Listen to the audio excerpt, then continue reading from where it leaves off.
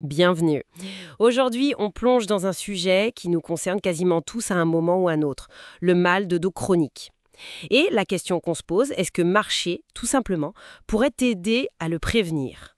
C'est une question vraiment pertinente. Ouais. Alors, pour y voir plus clair, on va s'appuyer sur un article de Marie-Claire Santé Actu, mais surtout sur une grosse étude scientifique publiée dans le JAMA Network Open.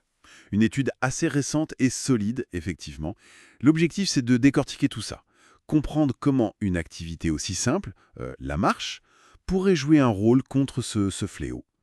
L'assurance maladie le dit, 4 personnes sur 5 auront mal au dos. Oui, et l'OMS projette même près de 850 millions de cas de lombalgie chronique d'ici 2050. C'est énorme. Ça donne vraiment envie de trouver des solutions accessibles.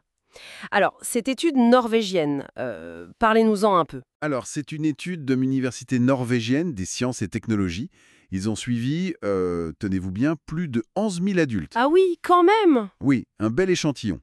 Au début, ces personnes ont porté des capteurs d'activité pendant une semaine Très précis, pour mesurer combien ils marchaient chaque jour. d'accord. Et ensuite? Ensuite, les chercheurs les ont suivis en moyenne un peu plus de 4 ans. L'idée était de voir qui, parmi eux, allait développer une lombalgie dite chronique. C'est-à-dire une douleur qui dure? Exactement, une douleur présente au moins 3 mois sur une période d'1 an. Bon.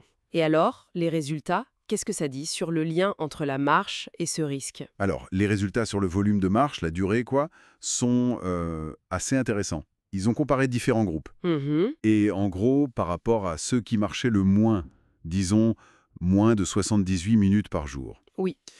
Ceux qui marchaient entre 101 et 124 minutes par jour avaient un risque réduit d'environ 23%.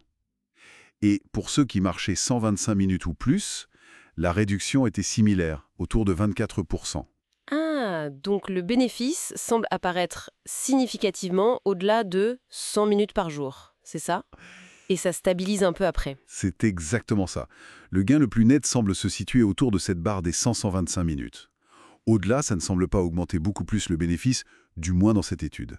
100 à 125 minutes par jour. C'est pas rien quand même, hein. Ça représente un certain temps. Mais bon, une réduction de quasi un quart du risque, c'est très encourageant. C'est significatif. Oui. Et ça m'amène à une autre question. La vitesse. Est-ce qu'il faut marcher d'un bon pas ou est-ce qu'une balade tranquille suffit? L'intensité, ça compte. Ah, la fameuse question de l'intensité.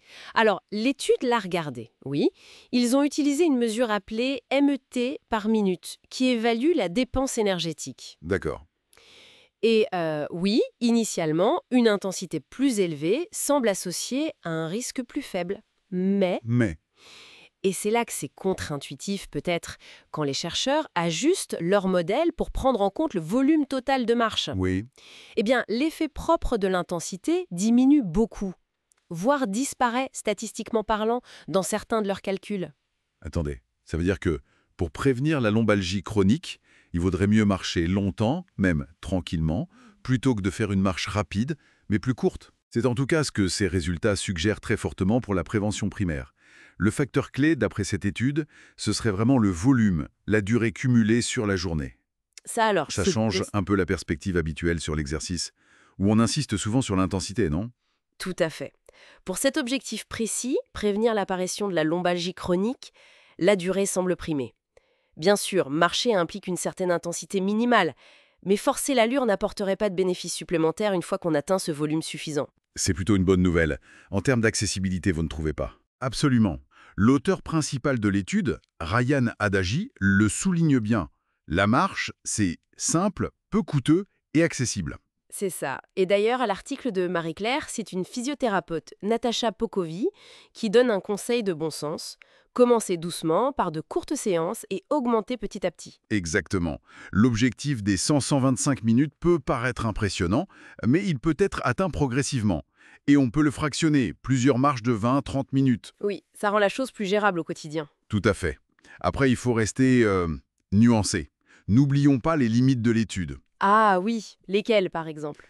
Premièrement, c'est une étude observationnelle.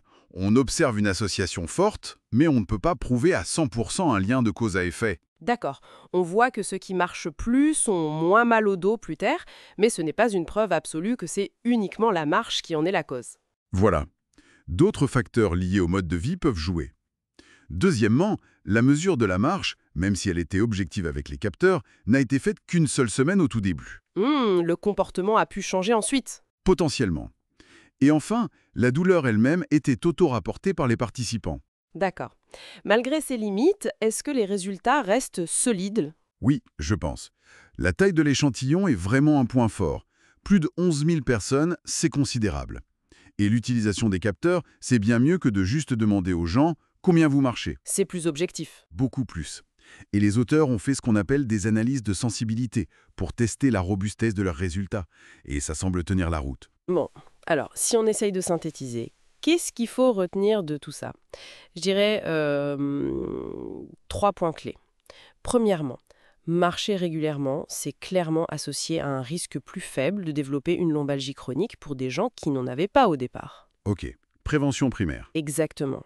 Deuxièmement, la durée quotidienne, le volume de marche semble plus important que la vitesse pour cet effet préventif, avec un bénéfice marqué au-delà de 100 minutes environ. Le volume prime sur l'intensité. C'est ça.